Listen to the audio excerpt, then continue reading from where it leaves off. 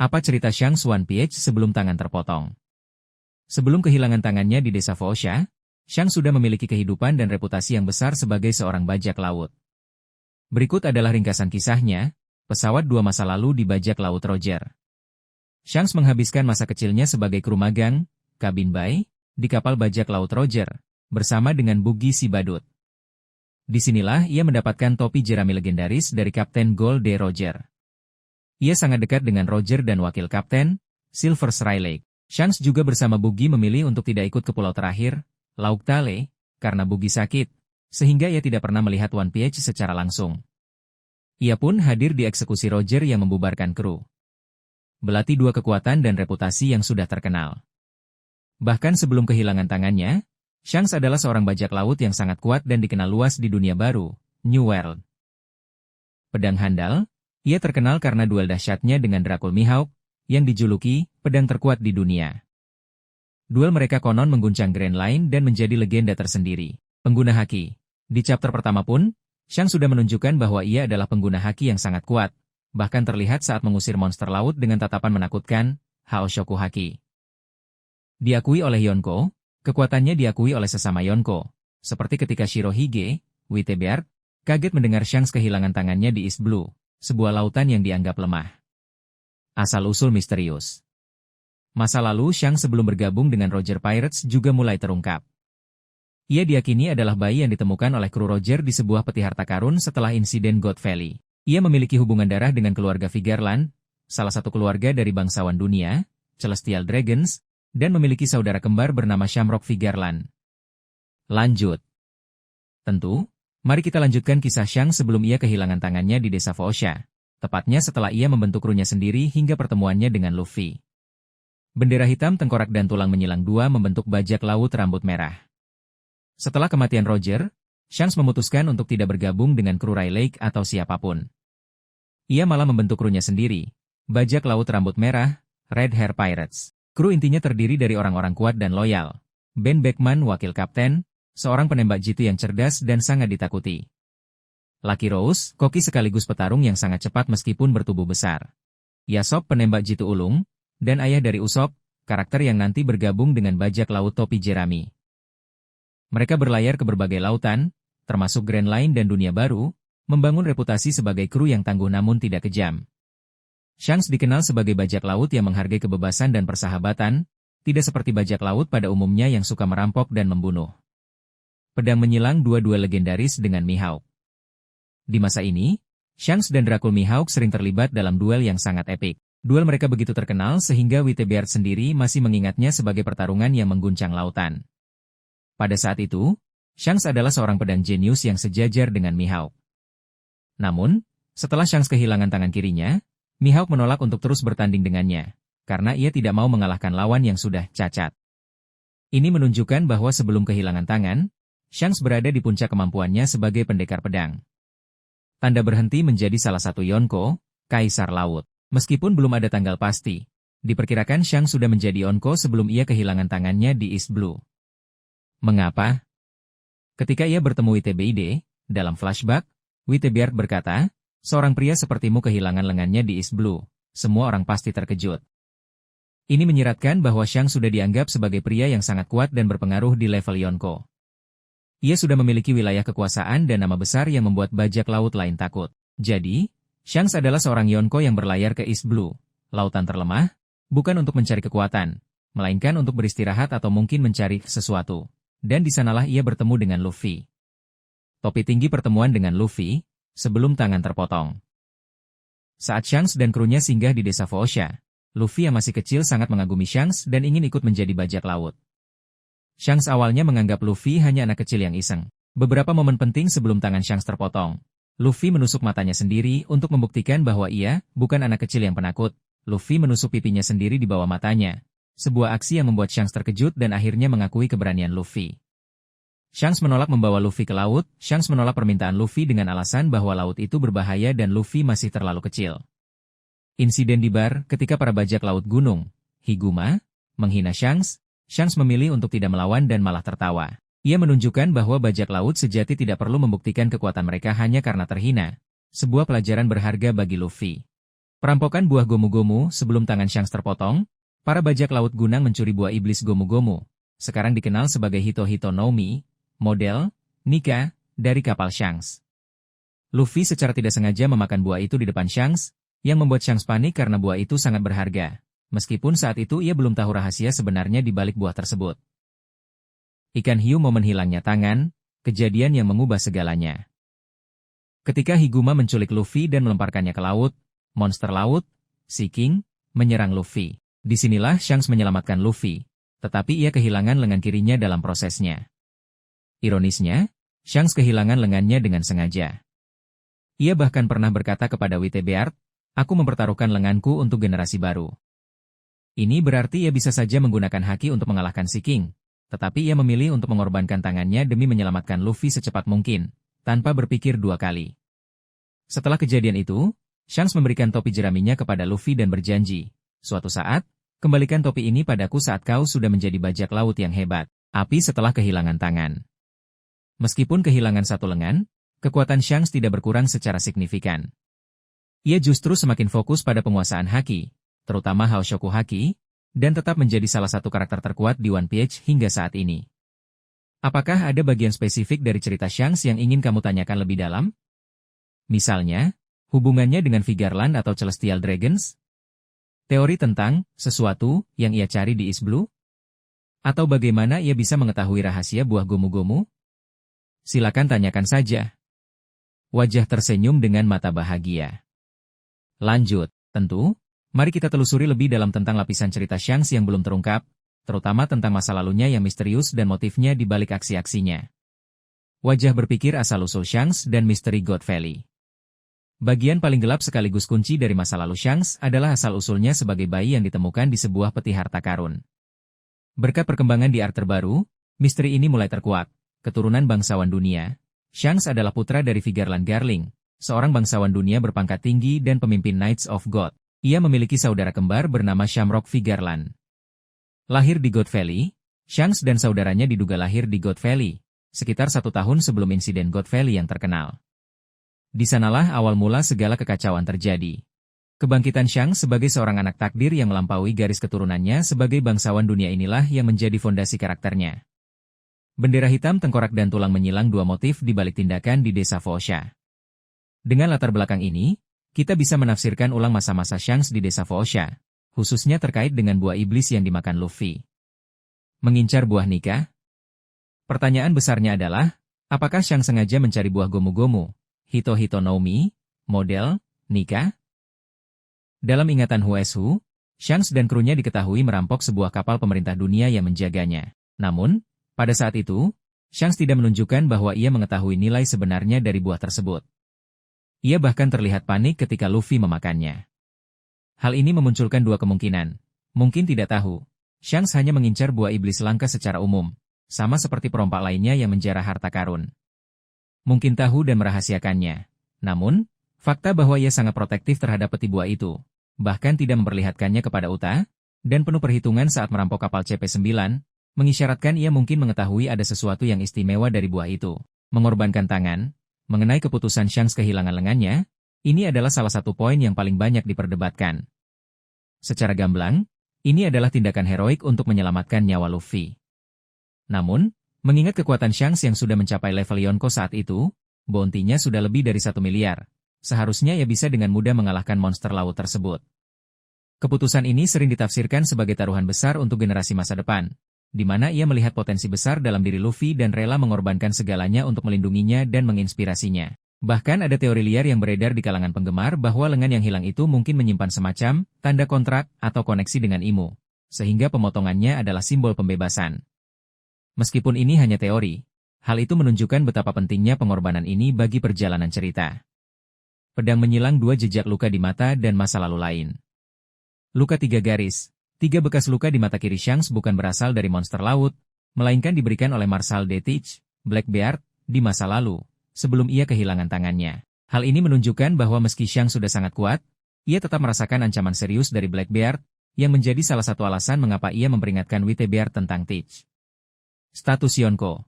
Meskipun belum ada kepastian kapan tepatnya Shanks naik ke posisi Yonko, beberapa indikasi menunjukkan bahwa ia mungkin sudah berada di level itu atau setidaknya sangat dekat dengannya saat ia berada di East Blue. Cerita Shanks masih terus diungkap dalam manga, terutama setelah pertemuannya dengan Luffy di Wano. Apa kamu ingin tahu lebih lanjut tentang hubungan Shanks dengan Vigarland Garling dan saudaranya, Shamrock? Bagaimana Shanks bisa menjadi Yonko setelah kehilangan tangannya? Apa tujuan akhir Shanks yang sekarang ikut memperebutkan One Piece? Atau mungkin ada aspek lain yang membuatmu penasaran? Lanjut. Baiklah, mari kita lanjutkan ke bagian paling gelap sekaligus paling mengejutkan dari masa lalu Shanks, yang baru saja terungkap dalam arc terbaru di manga One Piece. Ternyata, ceritanya jauh lebih dalam dari sekadar seorang bajak laut yang kehilangan tangan. Mahkota antara bangsawan dan pemberontak, kehidupan Shanks di Mariejoa. Pengungkapan terbaru mengonfirmasi bahwa Shanks bukan sekadar keturunan bangsawan dunia, Celestial Dragons. Ia pernah menjadi bagian dari struktur kekuasaan pemerintah dunia itu sendiri. Di masa mudanya, Shanks tinggal di Mariejoa, mengenakan seragam kesatria dewa, Knights of God, dan hidup bersama ayahnya, Garling Vigarland, serta saudara kembarnya, Shamrock. Namun, kehidupan sebagai bangsawan ini ternyata sangat menyiksanya. Dalam salah satu flashback, Shanks digambarkan penuh luka dan menyimpan amarah, bahkan menyebut kehidupan di Mariejoa sebagai sesuatu yang menjijikan. Ini menunjukkan konflik batin yang mendalam, sebuah pemberontakan diam-diam terhadap sistem yang melahirkannya. Kunci kerangka dua momen titik balik, membantu Fisher Tiger. Salah satu pengungkapan paling monumental adalah peran Shanks dalam salah satu peristiwa paling bersejarah di One Piece. Shanks muda, dengan seragam kesatria dewa, adalah sosok misterius yang membuka jalan bagi pelarian Fisher Tiger dari Mariejoa 15 tahun lalu. Dengan tindakannya ini, Shanks, yang saat itu masih bagian dari penguasa dunia, justru membantu memicu pemberontakan Buddha terbesar dalam sejarah. Ini dengan jelas menunjukkan bahwa hatinya tidak pernah berpihak pada pemerintah dunia dan ia telah lama memendam kebencian terhadap sistem yang membesarkannya. Disinilah mungkin tekadnya untuk melepaskan status bangsawan dan memilih hidup sebagai bajak laut yang bebas mulai mengkristal. Misi sebenarnya di desa Foosha, bukan untuk Luffy? Penemuan ini benar-benar mengubah cara pandang kita terhadap awal cerita. Pengungkapan dari chapter 1169 mengindikasikan bahwa kedatangan Shanks ke desa Foosha bukanlah kebetulan. Rupanya, Shanks mengetahui bahwa Kapten Roger memiliki seorang putra, yaitu Portgas DAC. Ia bersumpah untuk menganggap anak Roger sebagai adiknya sendiri, dan berlayar ke kerajaan Goa dengan sebuah misi spesifik, memberikan buah iblis Nika, Hito no Mi, model, Nika, kepada Aceh. Shanks sangat memahami betapa pentingnya buah tersebut dan mungkin ini adalah kehendak terakhir Roger. Namun, takdir berkata lain. Buah Nika, yang dikatakan memiliki kehendaknya sendiri, memilih Luffy. Insiden di mana Luffy memakan buah tersebut secara tidak sengaja benar-benar di luar rencana Shanks, membuat seluruh krunya kaget dan panik. Ini menjelaskan mengapa reaksi Shanks saat itu begitu kacau. Gulungan fakta lain yang terungkap. Saudara kembar, konfirmasi bahwa Vigarland Shamrock adalah saudara kembar Shanks, dengan Shanks sebagai adik, memperjelas kemunculan sosok mirip Shanks di Mariejoa sebelumnya. Shamrock ini adalah pemimpin baru kesatria dewa, menggantikan ayah mereka, Garling. Kekuatan pedang Shamrock, yang diberi kekuatan buah iblis mythical Zoan, Cerberus, menjadi pembanding menarik dengan pedang Shanks, Griphon, yang juga memiliki nama dari hewan mitologi. Hal ini memicu spekulasi bahwa pedang Shanks mungkin juga memiliki kekuatan serupa. Masa lalu Shanks yang terungkap ini menunjukkan bahwa ia adalah seorang pemberontak sejak lama, seorang yang menolak takdirnya sebagai bangsawan dan memilih untuk menjalankan kehendak Roger. Keputusannya untuk mengorbankan lengan untuk Luffy, yang awalnya bukan targetnya, menjadi lebih bermakna. Ia melindungi seorang anak yang secara takdir justru terpilih oleh buah yang ia bawa. Apakah kamu penasaran dengan hubungannya dengan Garling Vigarland yang kini menjadi Gorosei? Atau bagaimana semua ini memengaruhi tujuan akhir Shanks yang ikut memperebutkan One Piece? Lanjut. Read 12 Web Pages. Setelah meninggalkan desa Foosha, cerita Shanks beralih ke perannya yang jauh lebih aktif dan menentukan dalam saga akhir One Piece. Dia bukan lagi sekadar figur inspiratif di masa lalu Luffy, melainkan salah satu pesaing utama dan penentu keseimbangan dunia. Bendera hitam, tengkorak dan tulang menyilang dua dari figur bayangan menjadi pemain aktif. Untuk waktu yang lama, Shanks lebih banyak beroperasi di balik layar, muncul di momen-momen krusial seperti menghentikan perang puncak Marineford. Namun, setelah deklarasi Luffy sebagai Yonko baru dan kekalahan Kaido serta Big Mom, sesuatu berubah. Shanks menyatakan bahwa ia tidak akan lagi menjadi penonton dan mulai bergerak secara agresif dalam perburuan One Piece. Ini adalah sinyal bahwa ia menganggap waktunya untuk bertindak sudah tiba. Mungkin karena Luffy telah mencapai level yang layak untuk menjadi penerusnya. Pedang menyilang dua aksi nyata, menghabisi pesaing. Langkah nyata pertama dari Shanks yang baru ini adalah pertarungannya melawan bajak laut Kid di lepas pantai Elbaf. Dalam chapter 1079, Shanks menunjukkan kekuatan hausnya dengan menggunakan serangan Divine Departure, salah satu jurus andalan Roger, untuk mengalahkan Eustace Kid dan krunya hanya dalam satu serangan. Kekalahan telak ini bukan hanya tentang kekuatan, tetapi juga tentang mengirimkan pesan jelas kepada dunia. Shanks serius dan akan menyingkirkan siapapun yang menghalangi jalannya menuju One Piece. Mahkota konfirmasi identitas Vigarland. Sementara itu, misteri panjang tentang asal-usul Shanks akhirnya terungkap. Di Arc Elbaf, dikonfirmasi bahwa Shanks adalah putra dari Vigarland Garling, seorang anggota Gorosei, dan saudara kembar dari Vigarland Shamrock, pemimpin baru dari Kesatria Dewa, Goddess Knights. Ini bukan hanya sekadar pengakuan keturunan bangsawan, tetapi memiliki dampak besar pada cerita. Shanks, yang memilih menjadi bajak laut yang bebas, kini berhadapan dengan keluarganya yang justru merupakan simbol dari penindasan pemerintah dunia. Shamrock sendiri digambarkan memiliki pedang dengan kekuatan buah iblis mythical Zoan, Cerberus, menambah kesan bahwa keluarga Vigarland adalah garis keturunan yang sangat kuat dan penuh misteri. Bola kristal tantangan dan nasib di masa depan. Dengan statusnya yang kini jelas sebagai pesaing utama, Shanks berada di jalur tabrakan dengan beberapa kekuatan besar. Persaingan dengan Luffy. Janji untuk mengembalikan topi jerami kini sudah di depan mata. Luffy telah menjadi bajak laut hebat, dan pertemuan mereka akan menjadi salah satu momen paling dinantikan dalam seri ini. Ancaman dari Blackbeard, banyak teori yang menyebutkan bahwa Shanks dan Blackbeard akan bertarung. Luka di mata Shanks yang diberikan oleh Blackbeard di masa lalu adalah simbol dari konflik yang belum terselesaikan ini. Sebuah teori populer di kalangan penggemar bahkan menyebutkan bahwa Shanks mungkin akan gugur sebelum bisa bertemu Luffy lagi. Seperti tema, pewarisan tekad yang sering muncul di One Piece. Kematian Shanks bisa menjadi pendorong emosional terbesar bagi Luffy di akhir cerita. Batu permata kesimpulan. Dari seorang bayi yang ditemukan di peti harta karun hingga menjadi Onko dan salah satu tokoh paling berpengaruh, perjalanan Shanks kini memasuki babak pamungkas. Dia bukan hanya seorang mentor, tetapi juga seorang aktor kunci yang dengan tegas telah menyatakan niatnya untuk merebut One Piece dan menghadapi takdirnya, baik sebagai seorang bajak laut, sebagai anggota keluarga Vigarland, maupun sebagai bagian dari generasi baru yang akan mengubah dunia. Apakah ada aspek spesifik dari kehadiran Shanks di Arc Elbaf atau teorinya yang ingin kamu tanyakan lebih lanjut? Lanjut, setelah deklarasi bahwa ia akan ikut memperebutkan One Piece, Shanks langsung tancap gas. Disinilah kita melihat kekuatan, strategi, dan konflik yang selama ini hanya dikabarkan, kini menjadi nyata di arc terakhir. Pedang menyilang dua kekuatan dan aksi nyata. Langkah pertamanya adalah menyingkirkan pesaing. Shanks menunjukkan jurus pamungkasnya, Divine Departure, untuk mengalahkan Eustace Kid dalam satu serangan saat Kid mencoba menyerang armada Shanks di lepas pantai Elbaf. Serangan ini adalah warisan dari Gold Roger, yang menunjukkan bahwa Shanks mewarisi teknik terhebat dari kaptennya. Kekuatan yang tak terbantahkan, Shanks digambarkan sebagai Yonko terkuat di antara yang masih aktif.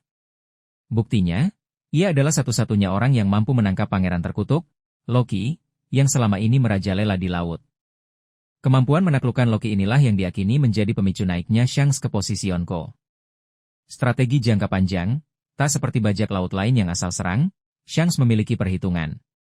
Ia tidak menyerahkan Loki ke pemerintah dunia untuk mendapatkan hadiah, melainkan menyerahkannya kembali ke bangsa raksasa Elbaf. Ini adalah langkah diplomatis cerdas untuk menjaga hubungan baik dengan kerajaan terkuat di dunia. Simbol benturan konflik yang tak terelakkan, Shanks versus Blackbeard. Jika ada satu musuh yang benar-benar mengancam Shanks, itu adalah Marshal de Teach, Blackbeard. Pertarungan mereka bukanlah tentang ideologi seperti Luffy versus Blackbeard, melainkan sebuah dendam dan ketakutan pribadi yang sudah berlangsung puluhan tahun. Asal-usul luka di mata. 3 bekas luka di mata kiri Shanks bukanlah dari monster laut, melainkan diberikan oleh Blackbeard di masa lalu, sebelum Shanks menjadi Yonko. Yang lebih mengerikan, Shanks mengaku saat itu ia sedang waspada, artinya Blackbeard mampu melukai seorang pendekar sekelas Shanks dalam pertarungan yang setara. Rivalitas sejati. Banyak analisis menyebut Shanks adalah antipode, kebalikan, sejati dari Blackbeard. Shanks menjaga keseimbangan dunia, sementara Blackbeard menciptakan kekacauan. Di Marineford, Blackbeard menolak bertarung dengan Shanks karena belum waktunya. Kini, di saga akhir, momen itu telah tiba. Beberapa teori bahkan menyebut Shanks akan gugur di tangan Blackbeard, mengulang tragedi Archie yang meninggal sebelum sempat bertemu Luffy sebagai bajak laut hebat, sehingga memberikan pukulan emosional terbesar bagi Luffy.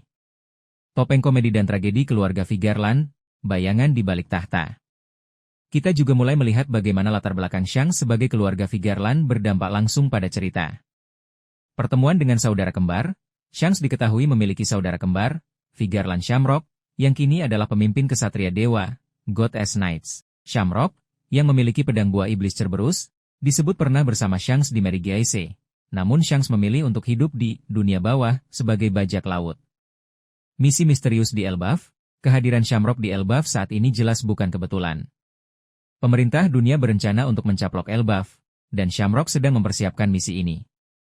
Ini memicu spekulasi apakah Shanks dan saudaranya akan berhadapan sebagai musuh di Elbaf, atau justru memiliki tujuan yang sama.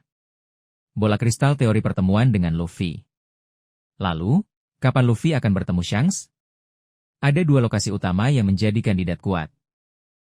Elbaf, saat ini adalah wilayah Shanks. Luffy bahkan telah bertemu Loki dan berjanji akan membebaskannya dengan imbalan informasi tentang Shanks. Namun, banyak yang merasa pertemuan di Elbaf akan terjadi terlalu cepat karena Luffy belum mencapai puncak sebagai bajak laut hebat.